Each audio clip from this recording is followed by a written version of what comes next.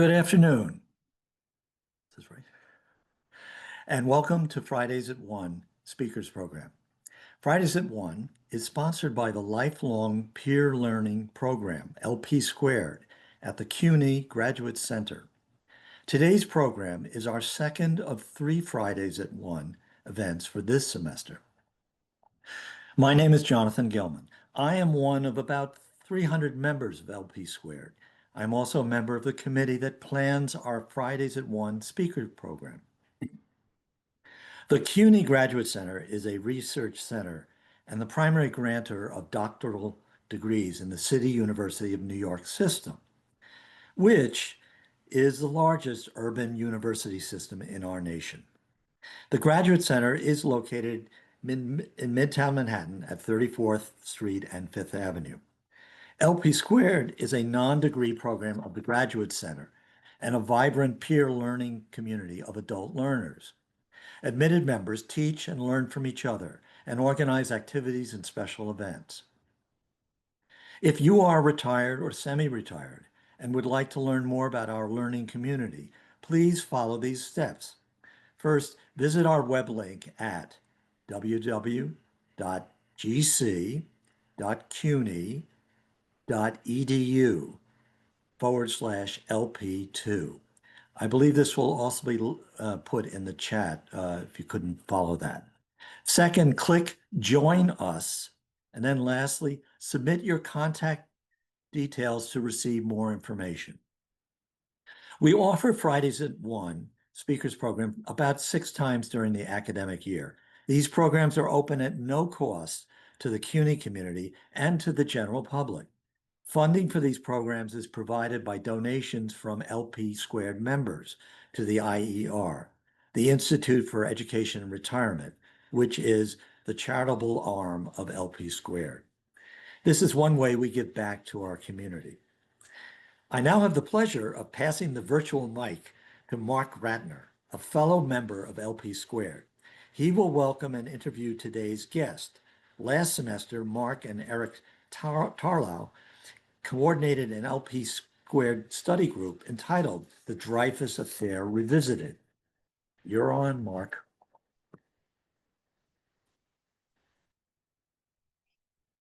Thank you, Jonathan, and welcome to everybody.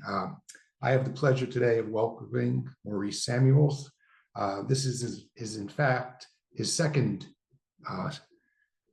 involvement with LP Squared, as he was kind enough last spring to speak to our study group.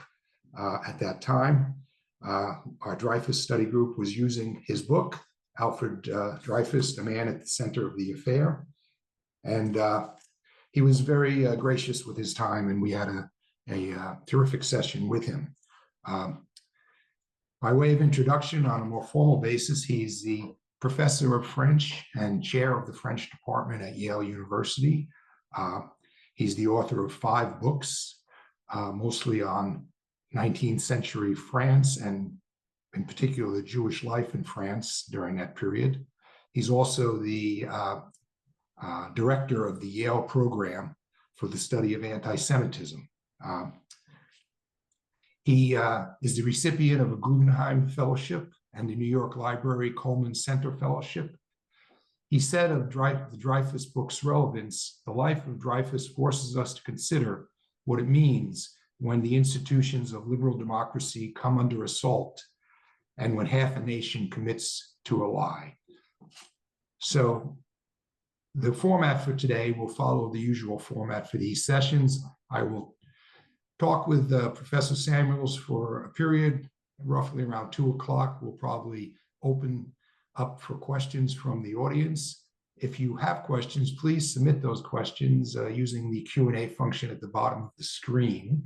No need to wait until the end. You could do that as we go, and then we should have a good chunk of time to spend with your questions as well. So welcome, Professor Samuels, and thank you so much for being here today. Yeah, thank you, Mark. I'm happy to be here, and I apologize if you hear wind chimes or doors banging, but the wind is very strong where I am. Okay, that shouldn't be a problem. So before we get into the book itself, I want to ask you a few background questions as to the process you went through in writing the book, why you wrote the book, and what you think it contributes to the. It's a vast body of work that's out there on Dreyfus already, so it must have been a little bit daunting as you started. Uh, what you think this adds to the body of work? How did you go about researching it? Yeah, so I was approached by Yale University Press to do a biography of Dreyfus for their Jewish Lives series. So if you don't know the Jewish Lives series, it's really worth checking out. They're short, readable biographies of famous Jewish figures from antiquity to the present. And I was intrigued because, this is right in my wheelhouse. I work on 19th century French Jews, basically. And there's no bigger event than the Dreyfus Affair. But I was also somewhat skeptical that I could contribute anything new to this vast literature on the Dreyfus Affair. I think I say in the book that after the French Revolution, the Dreyfus Affair is the most written about event in French history. So there's just an enormous amount of scholarship out there, and I didn't really know what I could do. They assured me that the point of these books was to have a fresh take on the affair rather than necessarily to contribute original research. So then, I did a little bit of digging and I realized that there was a take I could have, which is the Jewish angle on this. That even though everyone acknowledges that he was Jewish, if you don't know anything about the affair, if you know one thing about the affair, you know that he was Jewish. But while all of the scholarship mentions that, it's rarely the focus. So the role of Judaism for him, the role of anti-Semitism in the affair, those were things that I felt have not really gotten their due and have never really been or rarely been the focus of scholarship. So I then also tried to contribute something of my own original research, partly facilitated by the fact that the Dreyfus family gave a big collection of materials relating to the affair fairly recently to the Jewish Museum in Paris. And that helped me make my case that Jewishness, and we can talk about this, was more central to Dreyfus and his family than I think has previously been understood by scholars. And then I also did a lot of research of my own. I realized that no one had really researched the role of the Dreyfus Affair for Jewish people around the world. There had been some isolated articles on individual national context, but no one had done a kind of global look at how the Dreyfus Affair impacted worldwide Jews. So I do that in chapter 6 of my book. Right, and I want to get to that as we go along. Just as an aside, I understand the next book in Jewish Lives series will be Carol King. So Oh, that okay. should be something that worth looking They're for. trying to do more women. I think that's been one of the critiques of this series is that it's been very male oriented, dominated, and so I think rightly they're trying to focus on more Jewish lives of Jewish women. Did you want Two me quick. to give, by the way, a summary of the affair, or I'm sorry. did you want me to give a summary No, of? wait, hold on that. We'll Okay. get to that in a few minutes. Okay. Just one or two quick follow-ups. Did you have any interaction with what may remain of the Dreyfus family in your research? And also, was anything surprising to you, even though you had a good background in this? Yeah, so I knew that there were descendants of Dreyfus still around, partly because they had, given these materials. I purposely didn't want to consult them as I was writing the book because I feel like you become beholden in a sense, especially, to, people like the descendants of Dreyfus, to their version of things. But I did meet them after I published the book. So I gave a talk about the book at the Jewish Museum in New York, and I found out that there were several descendants in the audience. They had seen advertisements. So the great grandson and the great great granddaughter from two different branches of the family were there. And I, talked to them afterwards, and they both invited me to meet their family in Paris. So I met, actually, it was really very moving. I met Dreyfus's grandson, who was the father of the great grandson who came to my talk. He was 97 at the time, so this was 2 years ago, and he's probably the last person on Earth who actually knew Alfred Dreyfus. And he's completely lucid and really just an amazing, thoughtful man. And I spent several hours interviewing him. I have those tapes.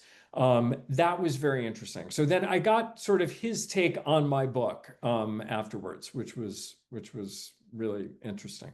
That must have been very cool. One more preliminary question before we get into more detailed questions. So the opening line to the book, and I'm paraphrasing, is that writing Alfred Dreyfus would have not wanted a book written about him. Tell us a little bit about him as a person and why you say that. What sort of personality was he? Yeah, so I think I say Alfred Dreyfus would never have wanted to be the subject of a biography. So he was an intensely private person. I want to say shy in a way in demeanor. He was an intellectual. He was someone who was not comfortable with public speaking. He never would have wanted to be the center of attention. And much less, I think, um, the center of attention for the reasons he became the center of attention. So I also say in that opening paragraph, he was an ardent patriot and he was accused of treason. He was a very discreet Jew and he became the face of anti-Semitic persecution around the world. All the things that he became famous for were things that he never would have wanted to come forward. And this, in fact, I think really hurt him at his trials because he was someone who was, so kind of private and shy that he didn't know how to play to the crowd. And in many ways, this was his trials were the first sort of mediatized trials. They were the first trials in a landscape of in which the press had exploded. And so I think people were expecting someone very different, and he didn't offer that to them. And I think that was one of the things that I think hurt him at his trials. But I did, and you asked a minute ago if anything surprised me. And one of the things that surprised me was, people say that phrase, still waters run deep. I think that was really true for Dreyfus. So he was someone who, on the surface, seemed almost, seemed stiff, almost boring, but had a very, very rich inner life. And he was someone who was a real intellectual who, read a great deal. His letters show a deep understanding of politics, culture, history. So that was one of the things that I was really struck by. Okay, so now when you spoke to our study group in the spring, people in that group had been studying Dreyfus for 5 weeks before, so we were able to just jump right into questions. I'm guessing the knowledge base of the community we have on today is probably all over the place.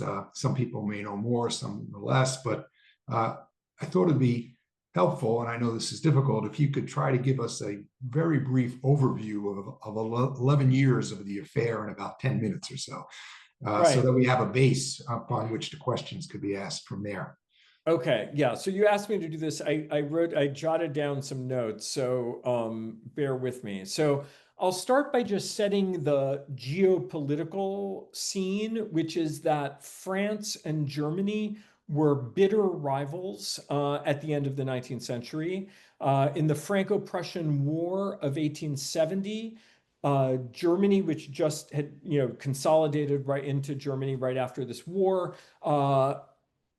took the two eastern provinces of France, of Alsace and Lorraine, setting the stage for decades of conflict between the countries to come, eventually culminating in World War I when France got those two provinces back. So everyone at the end of the 19th century was expecting another war with Germany. So in the fall of 1894, the French intelligence service discovered there was a traitor in the army. They discovered the treachery because they had a spy in the German embassy, a cleaning lady who collected the trash. One day she brought a document written by a French military officer offering to sell military secrets to the German military attaché. That document was known as the bordereau. The French intelligence service made a series of deductions based on that document that the author, the traitor, had to be an artillery officer and was probably on the Army's general staff. So they looked at a list of artillery officers on the general staff. One name jumped out to them, Alfred Dreyfus, the only Jewish name on the list. Dreyfus was a captain in the French army. He was born in 1859 in Alsace, so one of those lost provinces in the city of Mulhouse. He was born to a wealthy Jewish family of textile manufacturers. And when the Germans occupied his hometown in 1870, he was a boy. That was the event that changed his life. He became an ardent French patriot and decided to join the French military. Um, so I should say that he had a large private income from his family, so he really had no motive to commit treason. He was also just a family man. He had no vices. There was just no reason he would have done this. But that didn't matter to the French intelligence office. They noticed a superficial similarity between his handwriting and that of the document, the bordereau. That was enough. They accused him of the crime. After a 3-day court martial in which they did not show Dreyfus's lawyers the evidence against him, which was in clear violation of French military and legal jurisprudence, they found him guilty of treason and sentenced him to deportation and life imprisonment. First, though, he was subjected to a humiliating degradation ceremony in the courtyard of the École Militaire, so right in the shadow of the Eiffel Tower, where his insignia were ripped from his uniform. They broke his sword. And as 10,000 people watched, yelling, "Death to Judas, death to the traitor," they then shipped him off to Devil's Island, a remote penal colony off the coast of South America, where the conditions were unbelievably horrific. And he spent 5 years there suffering unbelievable torment. Totally cut off from France, there were occasional letters from his wife that were heavily redacted. Meanwhile, back at home, his wife and his brother, who were real heroes of the affair, set out to prove his innocence. But how do you prove that someone didn't do something? It's very hard to do, especially when everyone in France assumed the army would never make a mistake like this. So I'm really shortening things. Eventually, there were a few breaks in the case.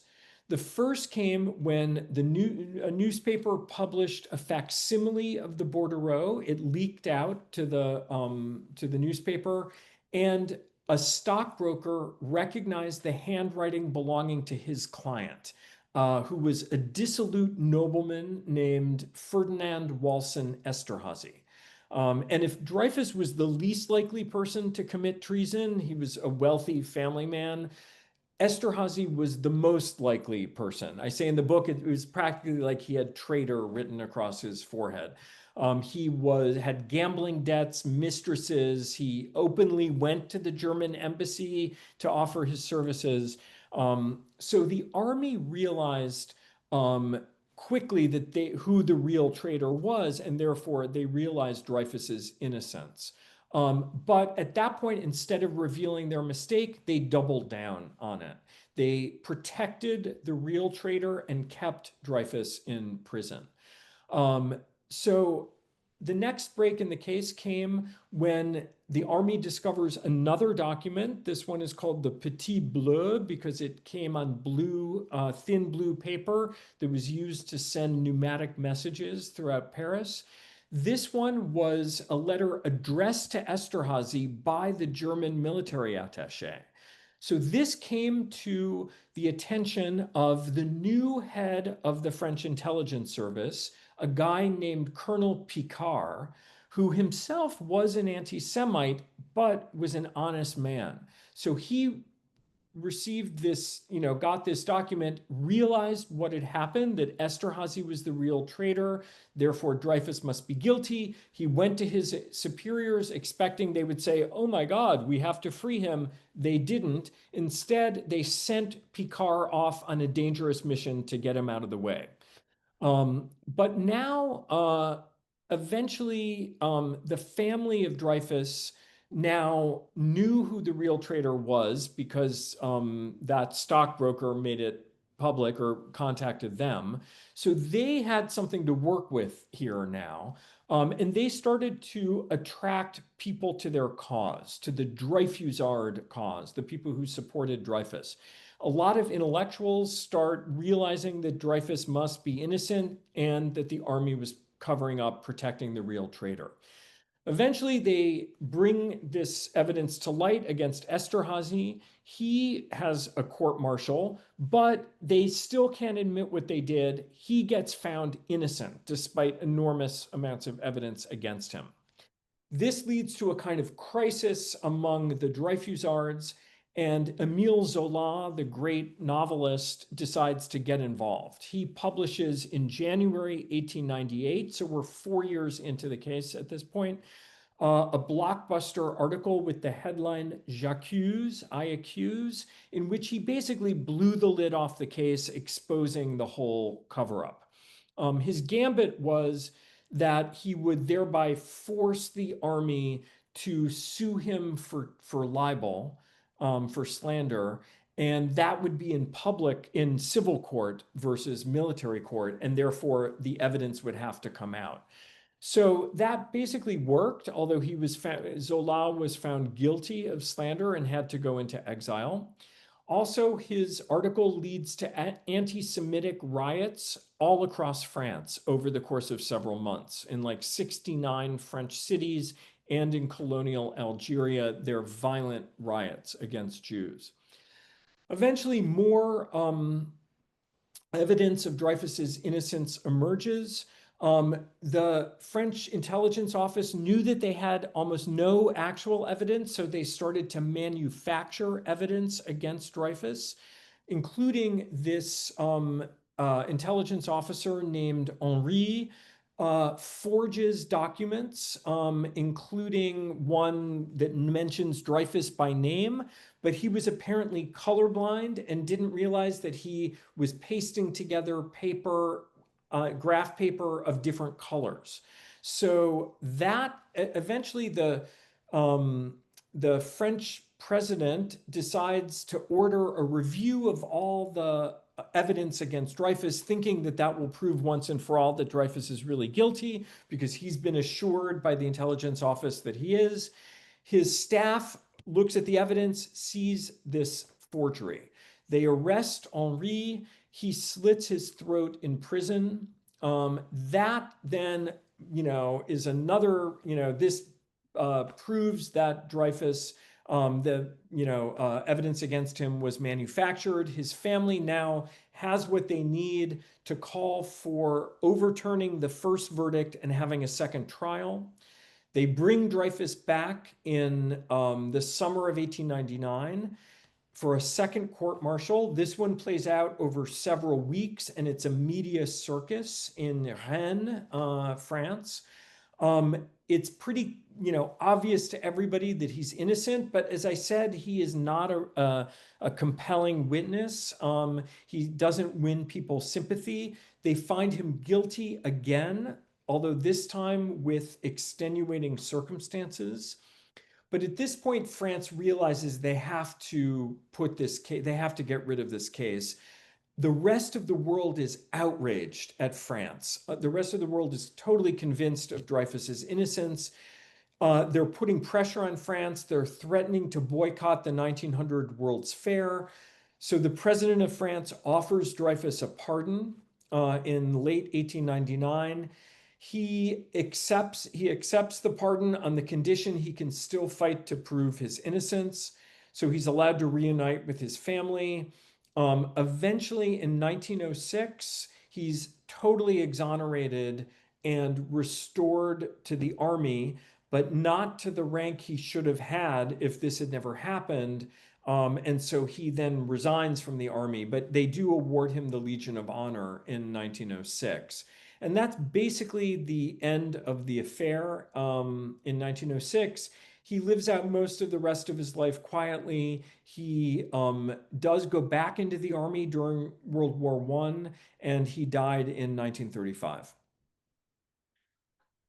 Thank you. That was a great summary. And I think that will be helpful as I ask some of these questions here. So, as you said, there's a context, and none of these events happen in a vacuum. And you've touched on some of the circumstances in France in the years leading up to the affair. And I just want to ask you a few questions related to those circumstances. So, the army, of course, plays a crucial role in this entire series of events. It brings the case. It convicts him with a court martial, sends him off after degradation. And over the next 10 years, as you mentioned, does everything possible to keep the truth from coming out. But what sort of institutional changes were going on in the army in the years leading up, which impacted the affair? If you could talk about that a little bit. Yeah, so the loss to Prussia or to Germany in 1870 was really a shock for the French, and they realized that they needed to modernize the army at that point. So the army had been a kind of old boys network, mostly graduates of the traditional military academy of Saint-Cyr. They decide to, as part of the modernization effort, become a more technocratic army and a more meritocratic army. So the army becomes much more open to graduates of the kind of top technical school in France, which was the École Polytechnique. It still is a very top school in France. And it becomes much more open to talent regardless of family connections. It used to be like if you were the younger son of the nobility, you would just get a commission in the army. So it becomes much more meritocratic and therefore more open to Jews. I should say that Jews were overrepresented at the École Polytechnique. Jews were only 0.2% of France in these years. There were very few Jews, something like 80,000, 80 to 100,000 out of 40 million French people at the time. But they were about 2 or 3% of the École Polytechnique, and they become overrepresented in the army. So at the time of the Dreyfus Affair in the 1890s, there were something like 300 Jewish officers. And this is one of the things that makes France pretty unique, compared to most other countries. In the United States, there are some Jewish officers, like going back to the Civil War, but not many. In Germany, there really aren't until World War I, but France has quite a lot, actually, at this time. So, Dreyfus is part of this new wave of modernizers who are really, I should say, disliked by the old guard in the army. So, the French historian Vincent Duclerc, who's really the leading French historian of the Dreyfus Affair, argues that Dreyfus's career path in the army, and especially on the general staff, which was the highest echelon on the army, probably would have been blocked anyway because he was seen as a modernizer. And there was a lot of prejudice against him, not just as a Jew, but also for being a kind of technocrat, rather than someone who had earned his rank on the battlefield, which he never fought on a battlefield until World War I later. Okay. So what explains the virulent anti-Semitism in France in the period leading up to the affair? I mean, after all, France was the first country to give full citizenship rights to its Jews right around the time of the revolution in 1796. As you mentioned, the population itself is infinitesimal. The rest of European Jews looked at France as the promised land, is a Yiddish expression about being as happy as a Jew in France. Uh, yeah, why did this hatred flourish at that Yeah, time? so as you said, France, the French Revolution was the first time a European country gave full civil rights to Jews, actually in 1790 and 91. And then after that, there are no legal restrictions to for facing Jews in France, unlike every other country at that point, including the United States. Um, but I think anti-Semitism really develops in reaction to that. So Jews starting in the 1830s and 40s start to rise up to very high positions in French business, in the arts and culture, so very public positions. And especially starting with the Third Republic, which starts in France after the Franco-Prussian War in 1870, you get a lot of Jews entering government. So the Republican state apparatus, and as I said, the army. So Jews are suddenly extremely visible by the 1870s and 80s, and that leads to a backlash. So not only in France, this is also happening in Germany also. I think the term anti-Semitism is coined in Germany in the late 1870s. In France, it really takes off in 1886 with the publication of a book called Jewish France, La France Juive, by this kind of muckraking journalist named Edouard Drumont. He combines various kinds of anti-Semitism, the old Christian kind, the economic kind, and he kind of overlays it with a new kind of racist vocabulary. And it's a runaway bestseller. It's a surprise bestseller. It's so popular, in fact, and it's full of conspiracy theories. Jews are behind every nefarious act in France, every scandal. It's all blamed on Jews in this book. It's so popular, he creates a daily anti-Semitic newspaper in 1892. And unsurprisingly, one of the things he focuses on there is that Jews are all potential traitors and we should get them out of the army. And that's 2 years before the Dreyfus Affair. So I think you could say that this wave of anti-Semitism in France directly sets the table for the Dreyfus Affair. I was surprised to learn that there actually were politicians who ran on a political platform which was solely that they were anti-Semites, and that was enough for them to run for office. So it's a little bit scary stuff, but in any event, staying on the Jewish theme for a second, you touched on this a little bit about the role that being Jewish played in the Dreyfus family and in Dreyfus himself personally. And you make a distinction in your book between integration and assimilation. So I wonder if you could talk about that for a bit. Yeah, so it's often said by a previous generation of scholars that Dreyfus and really French Jews in general were assimilated. And the implication being that they had given up their Jewish identity in order to become French. And in fact, the most famous of those scholars is Hannah Arendt, and she wrote, this very famous book called The Origins of Totalitarianism. And she is writing this, in the aftermath of World War II. And, her concern is to show like how Western European Jews weren't prepared for the Holocaust because they were too assimilated. And Dreyfus himself is one of her prime examples. She basically says, he had joined the army. He clearly had given himself totally over to France and he had lost all his Jewish, identity and solidarity. So, in doing research for the book, I discovered this was really not the case.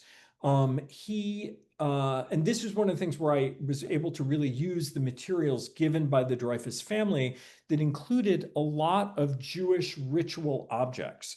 So, The Dreyfus family was nominally Orthodox, like all French Jews.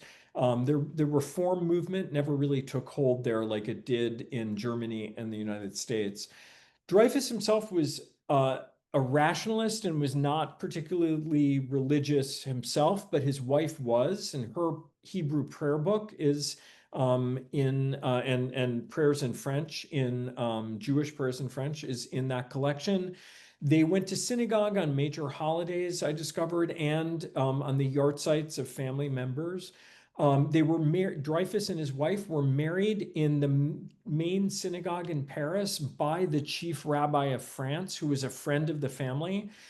Everyone in their family married other Jews, and both of their children married other Jews. So, to me, that is not an assimilated person. That is, he was an acculturated person. So he's someone who uh, adopted French culture, felt totally at home in French society, but was part of a distinct Jewish subculture within that and felt, had Jewish ties. And in fact, it was one of the reasons that, I think he was accused in the army was precisely because he didn't hide his Jewish identity. He was very open about it. There was one occasion early in his training where he was the victim of anti-Semitism and he made a public complaint about it. So he was not, if assimilation means giving up Jewish identity, that does not apply to him. Okay. You also have some discussion about the criticism of the French Jewish community in the lead up to the affair and during the early years of the affair in particular, that they were too passive, they didn't support him well enough. And as you said, Hannah Arendt in particular was very critical of Dreyfus and the Jewish community. She called it, I think, the dress rehearsal for what was about to come 50 years later in World War II. You push back on that and tell us what your view was there, please. Yeah, so I think a lot of that idea that the French Jews did nothing to help Dreyfus, that they were passive or worse. We can trace that directly back to during the affair, and especially to the early Zionists, like Max Nordau at the early Zionist congresses. He makes speeches saying precisely that. It's part of his effort, I think, to drum up support for the Zionist cause, saying that, Western Jews are too passive, they need a country of their own. Also, the French Jews were in a difficult spot because the anti-Semites were claiming that they were all working together secretly behind the scenes as part of a conspiracy to help Dreyfus. So they were in a, difficult position. They didn't want to be seen to be helping Dreyfus just because he was Jewish. They didn't want to be, for it to look like they were, pulling the levers of power. But it's clear that the first Dreyfusards, the first people to come out and fight for Dreyfus were all Jews. And I'm thinking here of Bernard Lazare, who was a left-wing anarchist, but who would not have been sympathetic to a, upper middle class, Jewish military officer, but who recognized that a great injustice had been done. And he winds up working with the Dreyfus family to publicize the what had happened. And then on the other side of the political spectrum, an elected representative to the National Assembly, Reinach, who was a more, traditional liberal, center left. He was also from a wealthy Jewish family. He was a big supporter. So, and Leon Blum, the future prime minister, was also an early Dreyfusard. Marcel Proust. It became, once the evidence for Dreyfus's innocence became apparent, the Jewish community totally supported him. And in the book, I look at the two rival Jewish newspapers at the time that were ardently supportive of Dreyfus. So this idea that the French Jews were somehow passive or anti-Dreyfusard is really not true. There were a couple cases that were very exceptional. Of course, at the beginning, when everyone assumed he must be guilty and that the army would never make a mistake, yes, it's true that then, the Jews didn't instinctively come to his side because they couldn't, believe that the army would make a mistake. But once it was clear that they fully supported him. Okay, good. There's a long list of characters involved in the affair. I mean, obviously, it goes on for 10 or 11 years, uh, but maybe the three or four who are most interesting and consequential. We've touched on some of them, and we'll see whether there's anything more to add. As of course, there's Colonel Georges Picquart, Esterhazy, uh, Lazar, and also Henry or Henri. So you just talked a bit about Lazar. He in my mind is a little bit of a under the radar character, and it's good that what he did gets some play. Anything you might want to add about Picard or Esterhazy to what you've already said? Because they are really Yeah, kind of the polar opposites in the affair. right. So Picard is often seen as the hero of the affair. And in fact, there's people might have heard about the Roman Polanski movie that didn't it was originally not shown in the United States, but just opened in New York. And it's based on the Robert Harrison novel, An Officer and a Spy. And it makes Picard the hero of the affair. And a lot of the, especially the popular works, there was an earlier movie about the Dreyfus affair. And, he was a hero, and as was Emile Zola, who's also seen as a hero of the affair. When Hollywood wanted to make a movie about the Dreyfus affair in the 1940s, maybe, they decide to focus it on Zola. So there's, of course, the famous Paul Muni movie, The Life of Emile Zola, which is really about the Dreyfus affair. So I think there's this sense that a Jew can't be the hero of this story. I think that's what is going on there. I mean, not to say that Picard and Zola weren't heroes. They were. They actually sacrificed a lot. Zola had to go into exile. Some people say that he was murdered because of his role in the affair. He died of carbon monoxide poisoning a couple years later, and people think that, an anti-Dreyfusard stopped up his chimney. Picard also, was sent off on that dangerous mission, went to prison. Um, so they were heroes of the Dreyfus affair. But the goal of my book, and I try to make this case in the book, and I'd be interested, to hear if, what people think, is to make Dreyfus himself the hero of his story. I try to show in the book that if he hadn't uh, withstood the horrible torture of 5 years on Devil's Island, then none of this, truth never would have come to light. So I try to tell this story in the book from his perspective and bring him back into the center of the story. So let's flip forward to more current times. Uh, how is the affair viewed today in France? Do you know how it's taught in the school system? Yeah, it's not, I was just asking actually some French people about this. I try to ask them, like, what did you learn about, it's kind of brought up in school. It's taught as maybe a unit in a history class. But I'm surprised actually at how little French people know about the details of the affair, average French people. There's a lot written about it, and there are a lot of books, and people become obsessed by the affair, so those people know. But it's brought up, it's part of general history, but they told me that there's, rarely like a whole, it's rarely the focus of attention. Now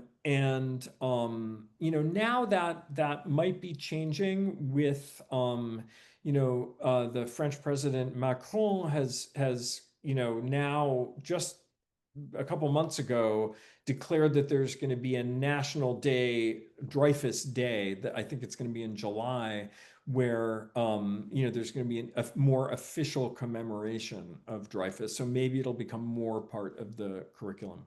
Yeah. Yeah, no, it's I was going to get to that next. So Oh, okay. there were two events that happened over the summer in France. One was July 12th, which is the day he died, being a day to honor him. And then the other one was a bill that passed. Apparently, I guess there's two houses in the French legislature. It passed one of them unanimously to restore him to the rank that he thought he deserved in the Yeah. military. Uh, and the question I had about that is, do you think those are both of those events?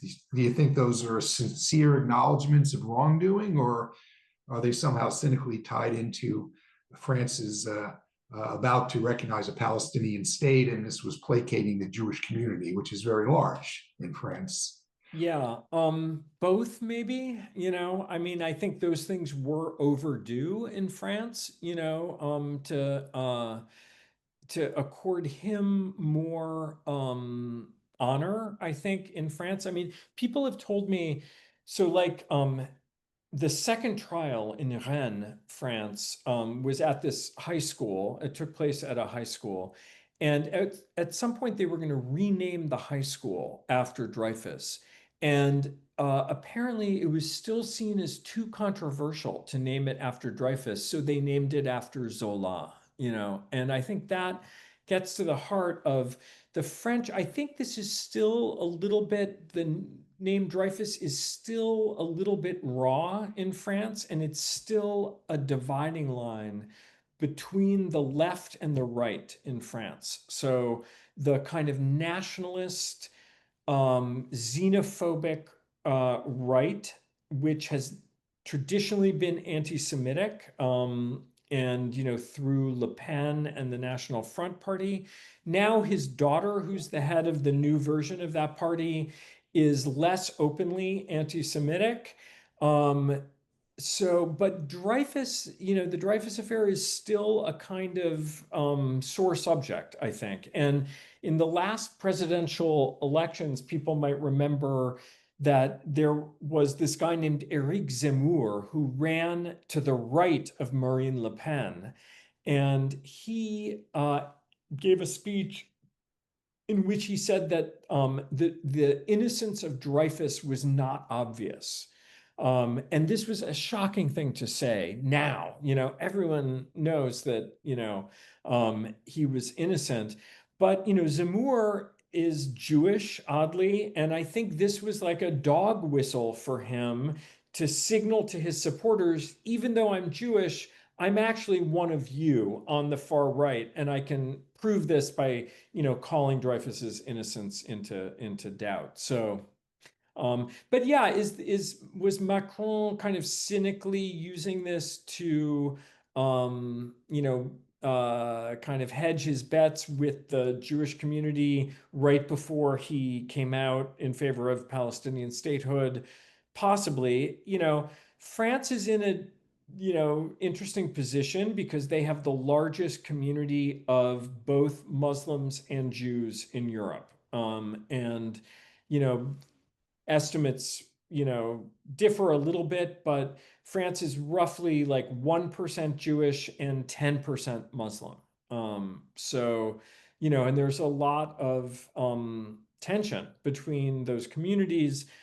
Jews in France are often the victims of anti-Semitism perpetrated by Muslims in France, and it creates, a very tense situation. So I think he's, trying to play to both of those communities. And Dreyfus is, right at the center of that. That segues into what I was going to ask you next, and you may have touched on some of it already, is to compare the anti-Semitism at the time of Dreyfus with the anti-Semitism that exists in France and other parts of the world today, France in particular. Yeah. So, at the time in France, the main anti-Semitism that we see during the Dreyfus affair was coming from the right. So coming from the nationalists who believed that in a kind of blood and soil notion of French identity, that thought the Jews who were, many of them, like Dreyfus's family, had been there for hundreds and hundreds of years, but could never really be French. And that was, we see, a kind of Nazi anti-Semitism, a not kind of Nazi anti-Semitic ideology really take shape during France, starting in the 1880s and kind of culminating in the affair. I say in the book that if you would ask people in 1899, if you had said there's going to be a Holocaust in 40 years, where do you think it's going to start? People would have definitely said France. France was the epicenter of that kind of right-wing nationalist anti-Semitism. There was also a tradition of anti-Semitism on the left in France, coming from the kind of extreme socialists who saw the Jews as the archetypes of capitalism. That was also present. And one of the kind of things that Drummond was able to do was unite that right-wing anti-Semitism with the left-wing kind. And Hitler would be a big beneficiary of that. That's, of course, what National Socialism did also. So now, compared to today in France, the right-wing anti-Semitism still exists, but it's gone, more or less underground. Sometimes it surfaces, more. Certainly the old Le Pen, the father of Marine Le Pen, was openly anti-Semitic, would make horrible, comments. There's Holocaust denialism. So, that still exists. The kind of right-wing extremist fundamentalist Catholic brand of anti-Semitism, but the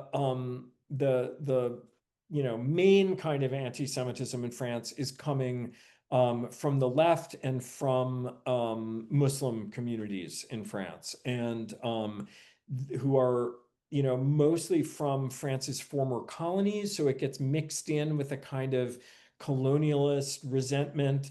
And, I should say that those communities are very underprivileged in France. A lot of these, they're people who immigrated to France or their, parents or grandparents did starting in the 1950s. They've never really been integrated. They're very socially disadvantaged. And a lot of their anger comes out as anti-Semitism directed against Jews, who are the example of a much better integrated minority in France. So, and France has certainly seen its own, kind of resurgence of anti-Semitism, really since the year 2000, the Second Intifada. There have been, horrific examples of anti-Semitic violence in France. An attack on a Jewish school in Toulouse in 2012, mostly perpetrated by young Muslim men. And after October 7th, it's, kind of spread beyond the Muslim community into, students at universities, and movements to boycott Israel and things like that. Okay, just one or two more questions, and we'll open up to the audience questions. And all of you out there, if you have questions, we have a number of them, but please submit them. Connection, if any, I won't say a through line, because I guess historians would reject that, between the Dreyfus affair and the formation of the State of Israel. Yeah. So Theodor Herzl, who is the founder of modern Zionism, famously claimed to have gotten the idea for Zionism, for Israel, as a reporter for a Viennese newspaper covering Dreyfus's degradation. So Herzl claimed that he, thought if this kind of anti-Semitism could even happen in enlightened France, the Jews weren't safe anywhere and needed a country of their own.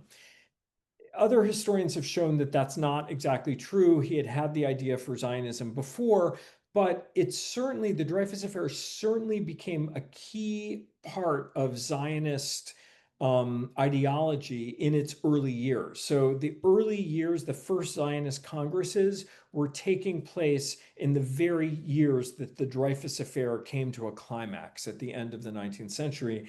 And people like Herzl and Max Nordau and other Zionist kind of theorists and ideologues were, constantly talking about the Dreyfus Affair.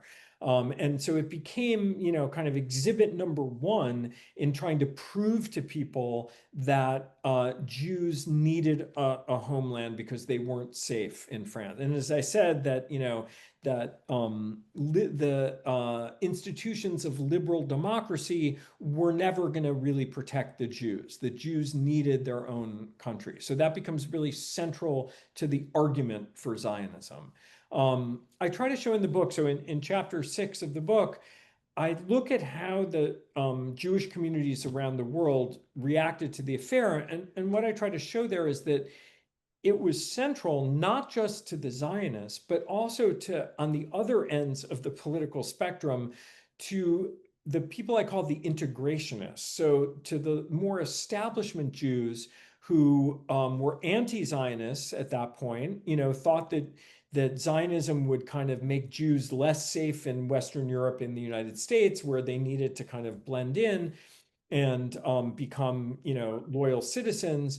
They also looked to the Dreyfus Affair. It was totally, important for them for the opposite reason, because they pointed to the fact that it all came out okay in the end. That proved that liberal Western democracies were actually okay for Jews. So, both sides were able to look at parts of the Dreyfus Affair to support their case. Okay, just one or two more here. So Dreyfus, is he a hero? Is he a victim? Is he both? Um, he's both, I think.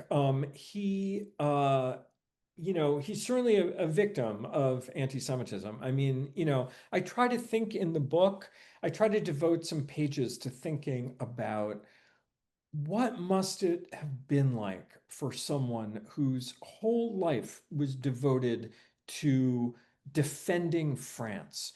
That's all he ever wanted to do.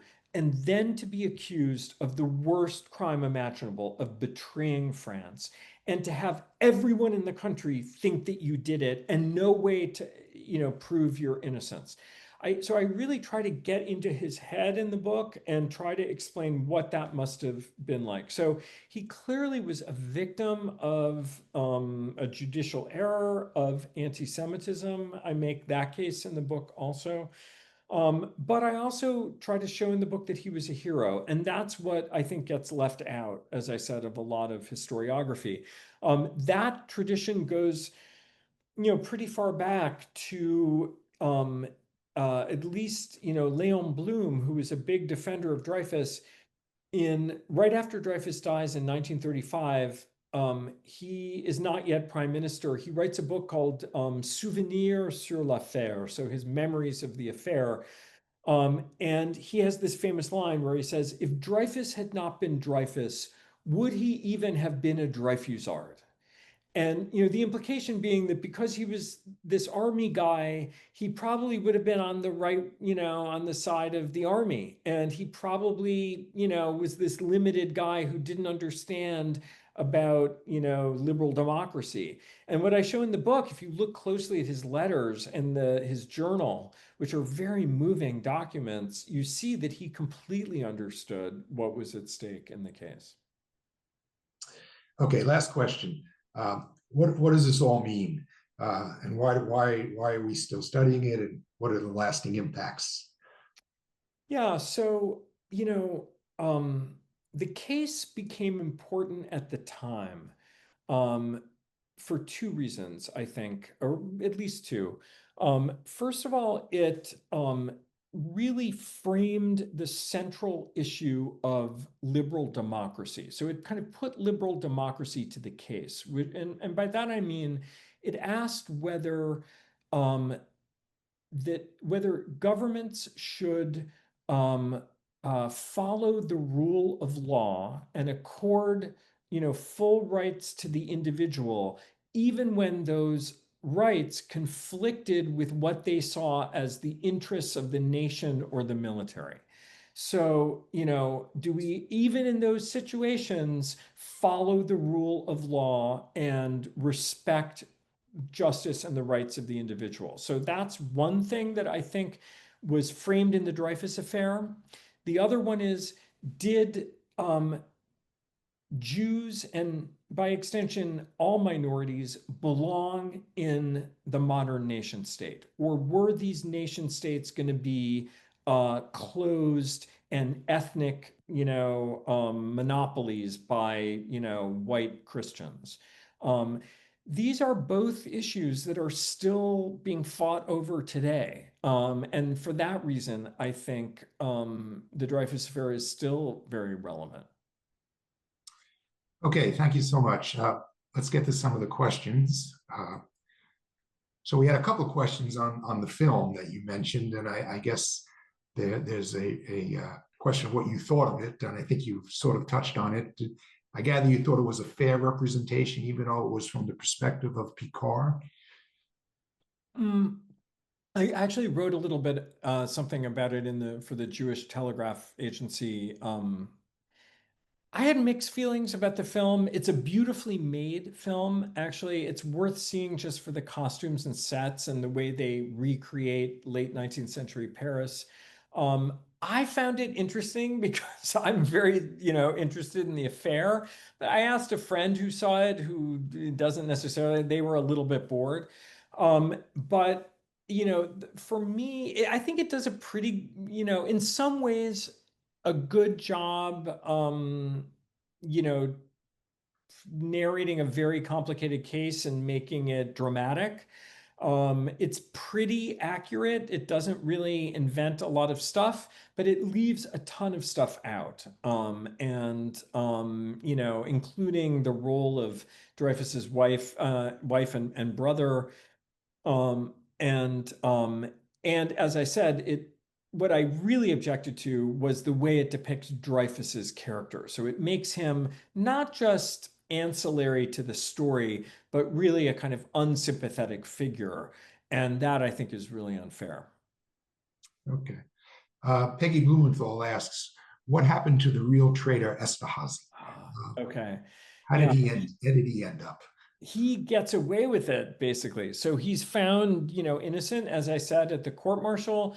He eventually then, when more evidence comes out, he flees to England and he lives out the rest of his life in England. I actually just gave a talk not that long ago, and an English person came up to me and said that in her village, Esterhazy's grave is there actually.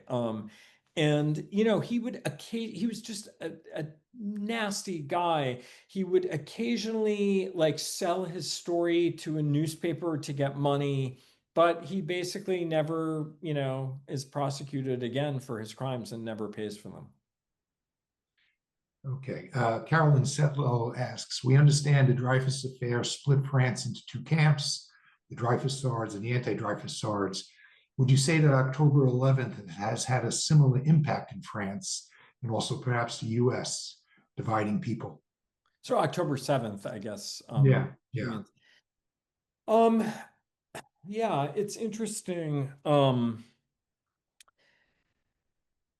wrote this book before October 7th. It came out after, but I wrote it before.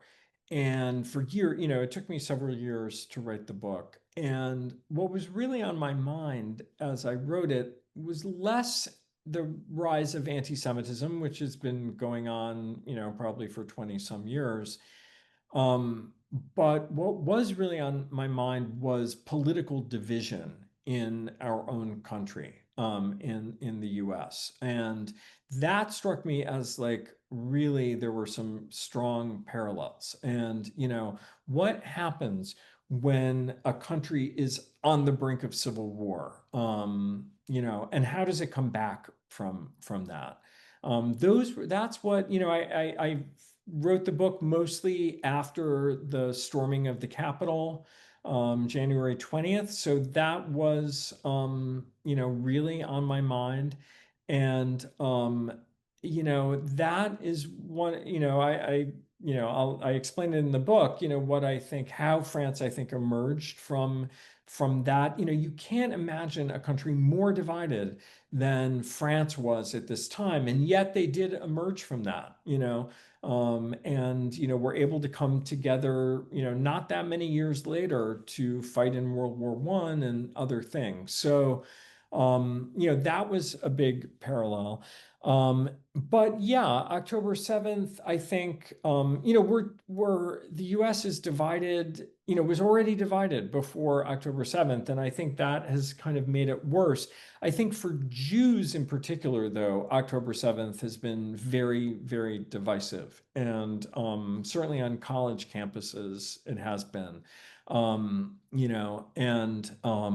I think it's been divisive in lots of ways for the Jewish community. I think partly generationally, it's been, very divisive. And I wonder whether, how we can come back from that. And, what I have friends who say like they don't even know what Jewish identity means after October 7th. And I've had friends say that on both sides. I've had friends who think that, the Israeli actions in Gaza have been so disproportionate and that it's a permanent stain on the Jewish people. And then other, people who think, that people who have not rallied to Israel have, but also betrayed the Jewish people. So that's going to be hard to come back from, I think, for Jews. I think October 7th is going to be probably bigger than the Dreyfus affair for Jews in the sense that um, Jews were all on the same side in the Dreyfus affair. So one of the things I show in chapter 6 of my book is that it was one of the things that Jews were extremely divided at the end of the 19th century between, as I said, Zionists, integrationists, and also socialists. That was the other big political ideology. They were in fierce, conflict at the end of the 19th century, but everybody, all Jews felt, deep kinship and sympathy for Dreyfus. So that it was actually a kind of unifying force, anti-Semitism, the anti-Semitism of the Dreyfus affair. Now, I don't know, I think, a lot of Jews around the world have felt more Jewish because of the anti-Semitism that surfaced after October 7th. But I think for, a lot of very progressive Jews I know, they see the way that anti-Semitism is being used by the administration, and think that, that disqualifies any discussion of anti-Semitism. So in some sense, I think Jews are more divided now. Okay, Howard Levy asks, is there any instance in American history that is analogous to what the Dreyfus Affair represented in French society? In other words, an issue that tore apart the society in so dramatic a way. Uh, Yeah. Well, I mean, certainly, slavery and the Civil War did, more, I would say. I mean, they really did actually fight a war. The Vietnam War came close, and then probably October 7th. Those would be the main things, I think. okay. Thomas Hardy asks, how was the evidence discovered about the innocence of Dreyfus? You touched on it in your very brief narrative, but maybe you could dig a little deeper into some of the Yeah. exculpatory things that came out. Right. So, again, it's a kind of epistemological problem. Like, how do you prove that someone didn't do something? You know, well, one of the ways you do it is by showing who did do it. So that's what they did. They found that proof that Esterhazy had written the bordereau and then was in continued discussions to sell secrets to the Germans. And so that proved that Dreyfus had not committed the crime for which he was accused. And then more, evidence emerged, as I said, that the evidence against him that supposedly existed was fake. I should say, I'll dig in a little deeper. So at the first court martial, the prosecution showed the judges a secret file that they said contained such damning evidence and evidence of such a dangerous political nature that it would put French security at risk. And so, therefore, it couldn't be shown to anyone, including Dreyfus's own lawyers. So they had no idea what the evidence was against him. And it turned out in that early file, there was almost nothing. There was one letter exchanged between the German military attaché and his Italian counterpart, and they were lovers, by the way. So there was full of kind of, gay, see, there was kind of written with like kind of, gay references and secret code, but they referred to someone who I guess they knew was a traitor in the French army who was offering to sell secrets to both of them as that scoundrel D. In French, ce canaille de D. So just the letter D. And the prosecutors claimed that that obviously referred to Dreyfus, although we now know they knew very well that it referred to some other traitor in the French army whose name was something like Dupont or something, and they kept that secret. So that was basically the only evidence against him beyond circumstantial. There was also his handwriting, the superficial similarity of his handwriting, but there were big differences in his handwriting and that of the bordereau. And so they got these expert handwriting experts to testify, and they were divided in their opinion. And they pointed to the discrepancies, and they came up with this bizarre theory that he had forged his own handwriting in the bordereau, which was crazy. So I show in the book that, the fact that the judges were willing to convict someone based on such little evidence is really an indication that something else was at work. And I make the case that that was anti-Semitism. You've touched on this, but Maury Harris asks if you can comment further on the anti-Semitism in France and why it's become worse. There's anything you want to add to that from what you've said? Is this another Maury in the audience? That's Yes, okay. Maury. Oh, okay. I go by Maury also. So yeah, uh yeah, anti-Semitism in France, now, France had been, really since the year 2000 kind of ground zero for anti-Semitism. They're, these very high profile attacks, like the attack on the Jewish school in Toulouse in 2014, the attack on the kosher supermarket, things like that. But the kidnapping of Ilan Halimi and other, other individual Jews.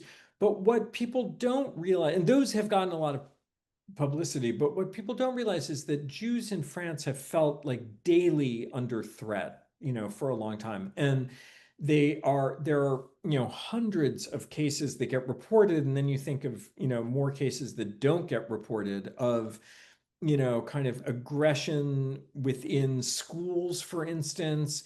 And, um, I think it depends on what kind of Jews you're talking about. So, very well integrated Jews in France, I think, don't feel it that much, although maybe they do more now since October 7th, because I think what October 7th did was kind of lift the taboo on anti-Semitism. So, I think uh, sort of, respectable, educated people felt like they shouldn't really, say anything that could be construed as anti-Semitic in France, also in the United States.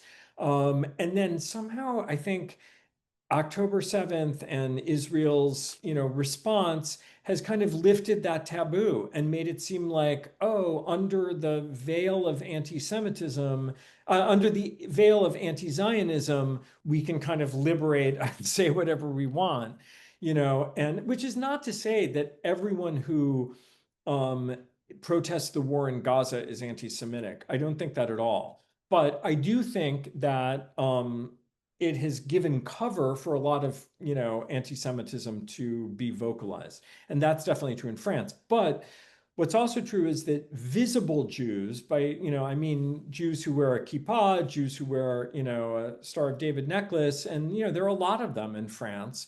Often they live in the nearby communities with large numbers of Arabs. I think they have felt very physically under threat in France for a long time. Jewish institutions, synagogues have been guarded by the French police for decades now, and we're starting to have that in the United States too. But that it has been going on in France for a while. Okay, one or two more. Penny August asks, were any of the military people who were involved in these frauds and deceptions ever punished? No, is the answer. So, a minute ago, I referred to how France emerged from the crisis. And one of the ways they emerged is that a kind of forward-looking prime minister, this guy Valdec Rousseau was his name, put together a kind of unity government. It's a parliamentary system, so he gets people from the left and the right who want to save the republic. And one of the things they do is, push for the pardon for Dreyfus. And on the other side, they push through amnesty for anyone connected with the Dreyfus affair. And so that basically lets the army guys totally off the hook. And this infuriates the French left, who can't believe that these people, got away with this, conspiracy and protecting a traitor and cover up. It's unbelievable, but it probably does help heal the rifts in France. I should say though that the left did come to power as a result of the Dreyfus affair for a while in France, and they do push through some legislation that does indirectly punish people. So one of the big things is the separation of church and state in France in 1905, which is a direct outcome of the affair. And that's directly intended to punish the Catholic Church, which had thrown in totally, with the anti-Dreyfus art. So that is an outcome of the affair in 1905. Gerald Line asks, are there any comments that you can give on the split in the Impressionist art movement between Dreyfusards and anti-Dreyfusards? Yeah, I talk about that in the book also. So I really try to think about in the book, like what was at stake for these two sides, like what were they each thinking and why? And it really divided people. So as you say, it divided the Impressionist painters. So like, Monet was Dreyfusard, but Degas was anti-Dreyfusard. Pissarro, who was, part Jewish, or who was fully Jewish, was pro-Dreyfus. But Renoir was anti. And yeah, I'm very interested in like what led people to take one or the other view. Like, I think it came down to what did they think? I mean, some were just anti-Semites, um, but other people, I think, truly either felt that the army needed to be protected at all costs and that it was worth it for one person to suffer horrible injustice in order to protect the reputation of the army. I think some people, kept believing that. And then other people felt that no, in fact, like it was worth risking the honor of the army in order to, protect that principle of equal justice for all individuals.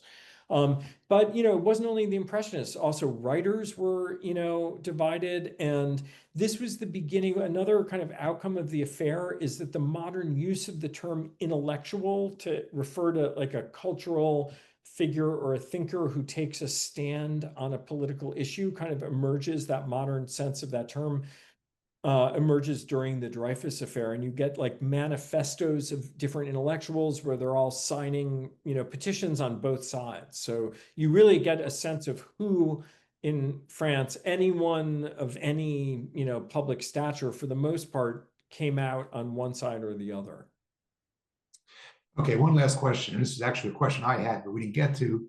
Charles True says, do you think that the Vichy was the revenge of the anti-Dreyfusards? That's a great question. So yes, so there, you sort of, I think about like French politics like a kind of pendulum, swinging between left and right, between a kind of more conservative, deterministic model of the nations, with a more kind of open universalist one, liberal universalist one. And during the Dreyfus affair, so it really starts with, and people have called this the Franco-French War, between left and right and different models of the nation, fight over universalism, over liberalism. It really starts during the French Revolution, where the left basically emerges and in many cases kills the aristocrats, and who then nourish a kind of cult of resentment throughout the 19th century that really culminates during the Dreyfus affair. But then after the Dreyfus affair, the pendulum swings to the left, as I said. They take power, they push through the separation of church and state. Other liberal reforms, that's what leads to, in the 1930s, Léon Blum becoming the first Jewish, but also the first socialist prime minister. And then you get a total reaction with the Nazi invasion that allows the far right to come to power again. And they, push through the National Revolution, which is basically a right-wing, agenda that ends 150 years of Jewish emancipation in France, strips Jews of citizenship, pushes through all kinds of other conservative policies, putting, women, in a certain place, and, everything, that you can imagine, a whole right-wing agenda gets enacted. And then after World War II, the pendulum swings back again.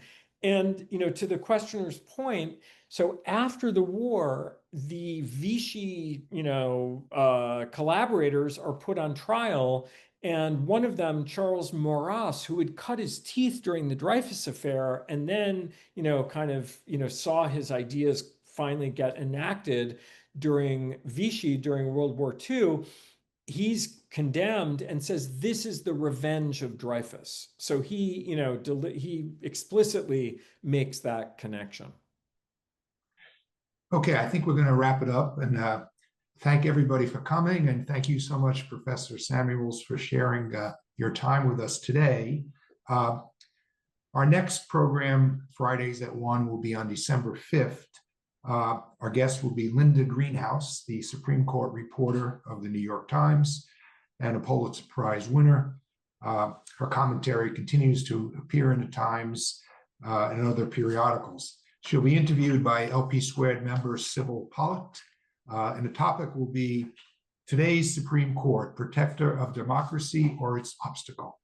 So I wish you all a good weekend, and thank you all for attending. Thank you.